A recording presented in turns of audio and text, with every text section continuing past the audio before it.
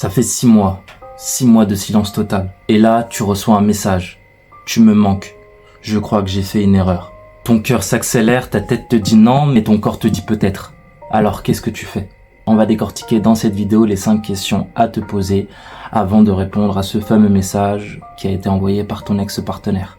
Parce qu'en réalité, la seconde chance peut être la plus belle histoire de ta vie ou ta plus grande erreur. Le retour de l'ex, c'est vraiment le sujet qui divise tout le monde. D'un côté, on va voir les romantiques qui vont se dire si la personne revient, c'est que c'était finalement une erreur et que c'est donc le bon moment de repartir avec elle. Et de l'autre côté, on va retrouver les réalistes qui vont se dire qu'une personne ne peut pas changer. La vérité est bien évidemment entre les deux, faite de nuances et de cas particuliers. Le point numéro 1 est bien évidemment pourquoi cette personne revient vraiment. Avant de te demander justement si tu dois lui donner une seconde chance, pose-toi la question pour quelle raison cette personne décide de revenir à ce moment précis vers moi. Pourquoi après 6 mois et pas après 2 semaines? Il y a 3 profils typiques. Celui qui revient parce qu'il a fait un véritable travail sur lui et qui souhaite donc repartir sur de bonnes bases avec vous. Notamment à travers une introspection profonde qu'il a réalisée, une thérapie qu'il a pu tout simplement réserver, ou un changement concret à travers notamment de nouvelles habitudes. Le deuxième profil est celui qui revient parce qu'il s'ennuie et parce que son autre relation a échoué.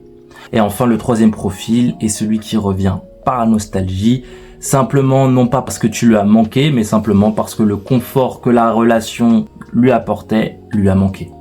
Le timing de 6 mois est intéressant puisque c'est suffisamment long pour faire un véritable changement, mais aussi pour que la nostalgie puisse s'installer et provoquer un effet de manque, notamment en effaçant les mauvais souvenirs.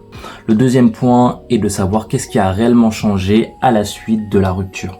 Si vous vous êtes séparés à cause d'infidélité, de valeurs incompatibles, ou tout simplement de manque de respect, ce n'est pas 6 mois qui vont résoudre les problèmes qui ont causé la fin de la relation.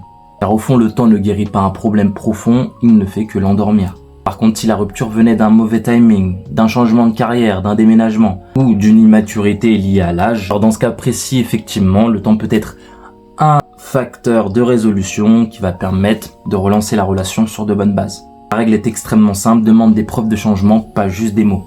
Le fameux « j'ai changé » sans véritable preuve concrète ne sert à rien. C'est le fameux piège classique. Un autre point important à prendre en compte, c'est l'effet nostalgique. Souvent, plus le temps passe, plus on a tendance à conserver que les bons souvenirs que l'on a eus avec notre partenaire, en effaçant notamment les mauvais côtés qui ont provoqué la fin de la relation. 6 mois après une rupture, tu te souviens des fous rires, des câlins, des sorties, des moments précis, mais tu oublies les disputes à 2h du matin au téléphone, ou encore le sentiment d'être négligé, pas compris. Avant de te précipiter à répondre au message, prends un papier blanc et écris les raisons pour lesquelles votre histoire s'est terminée. Pas la version romancée que tu te représentes dans ta tête, mais la véritable version. Les bons moments comme les mauvais. Un autre point extrêmement important n'est pas de savoir est-ce que je vais lui accorder une nouvelle chance, mais de savoir si toi, tu es dans un état émotionnel pour recommencer avec cette personne. Si tu acceptes de le revoir par peur de solitude, par ego flatté, ou simplement parce que tu n'as toujours pas fait le deuil de la relation, dans les différents cas que je viens de citer, malheureusement, tu ne recommenceras pas sur des bases saines. Ce qui risque de provoquer notamment la même chose que ce qui s'était passé la première fois, une séparation. Une véritable seconde chance ne part pas d'un manque, elle part au contraire d'un choix libre. Le dernier point, et un des plus importants, est de t'imaginer si la personne ne revenait jamais. Pose-toi la question de savoir est-ce que tu es bien ? Est-ce que tu es en paix avec toi-même? Si la réponse est oui et que tu choisis quand même de reparler à cette personne, dans ce cas, il s'agit effectivement d'un choix qui est sain, fait à partir d'une abondance. Mais si au contraire la réponse est non et que tu ressens le besoin de revenir auprès de cette personne, parce que ta vie justement dépendait en grande partie de celle-ci, dans ce cas, malheureusement, tu ne vas pas repartir sur des bases qui vont être bénéfiques. La relation risque de mal se terminer. Dites-moi en commentaire ce que vous en pensez, n'hésitez pas à liker, à partager et je vous dis excellente journée à vous.